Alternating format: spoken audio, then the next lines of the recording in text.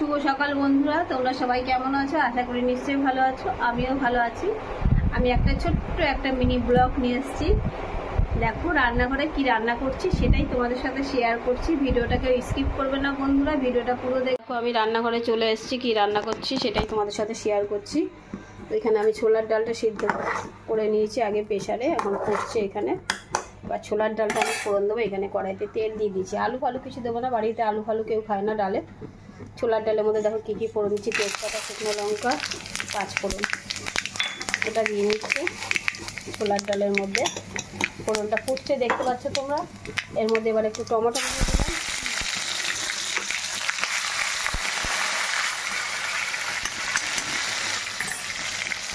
এবার এই হিংটাও দিয়ে দিচ্ছি আর একটু আদা। এই আদাটা আমি বেটারে ঘষে দেবো, কিছুই এখন শিলনোড়ার বাটি না, দেখতে থাকবো। এই দেখো বন্ধুরা, এর মধ্যে আমি হিং আর আদা বাটাটা দিয়ে দিচ্ছি। এবার এর মধ্যে নেড়ে দিচ্ছি ভালো করে, বুঝতেই পারছো। এদিকে আমি ছোলার ডালটা দেখো হলুদ দিয়ে ফুটাচ্ছি, আর এদিকে ফোড়নটা হচ্ছে, লবণ ফবন দেওয়া আছে। এবার এর মধ্যে আমি এটা ঢেলে দেবো। এদিকে আবার সোয়াবিনটাও রান্না করতে হবে, আমাকে তাড়া হয়ে আছি, কাজে যেতে হবে আমাকে। ফোড়নটা হয়ে গেছে, ফোড়নটা এবারে কড়াইতে প্রেসার কুকারের মধ্যে আমি ঢেলে দেবো। কাঁচা লঙ্কাও দিয়ে দিচ্ছি কটা, দেখতে পাচ্ছ, একবারে ভেজে দিচ্ছি। দেখো বন্ধুরা, ডালটা আমি ফোড়ন দিয়ে দিচ্ছি, কালারটা দেখতে পাচ্ছ। এখানে আমি আন্দাজ মতো মিষ্টি দিয়ে দেবো। তোমরা যে যেরকম মিষ্টি খাবে দেবে। ছোলার ডালে একটু মিষ্টি না দিলে ভালো লাগে না, এটা রাতে লুচি দিয়ে খাবো। এটাকে একটু মিষ্টি দিয়ে দিচ্ছি।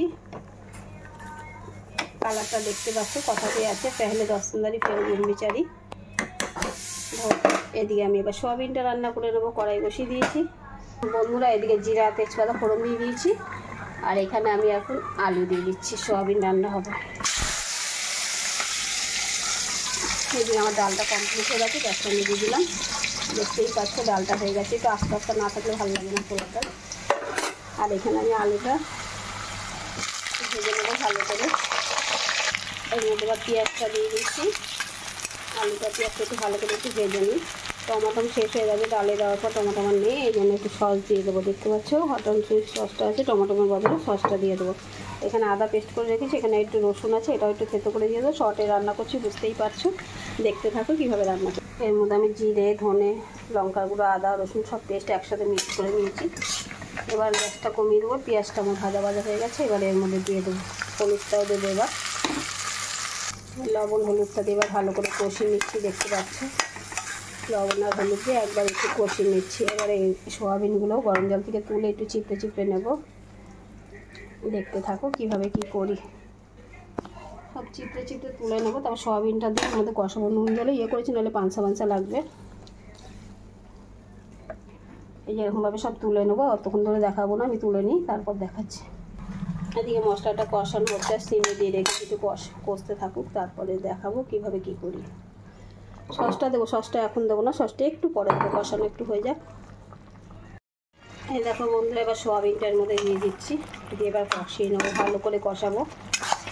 দেখতে পাচ্ছ এই দেখো, এবার সসটার মধ্যে দিয়ে দিচ্ছি। এবার একটু ভালো করে কষিয়ে নেবো। এটা ভালো করে নেড়ে চেড়ে নিলাম, মশলাগুলো যেন সোয়াবিনের মধ্যে ঢোকে। এবার একটু কষিয়ে নেবো। কষানোটা করতে থাকুক বন্ধুরা, তোমরা সাথে থাকো। তোমরা সবাই ধৈর্য সহকারে আমার ভিডিও দেখো, এই জন্য তোমাদের সবাইকে আমার তরফ থেকে অনেক অনেক ভালোবাসা। সোয়াবিনটা কমপ্লিট হয়ে গেছে, সামান্যের মধ্যে একটু মিষ্টি দিয়ে দিয়েছি, সেটা দেখাতে পারলাম না। দিয়ে একটু ঝোলটা খুব ঘনও করিনি, একটু হালকা রেখেছি। বেশি এটা রেখে দিলেই টেনে যাবে ঝোলটা। একটু ছাই গরম মশলা দিয়ে দিয়েছি।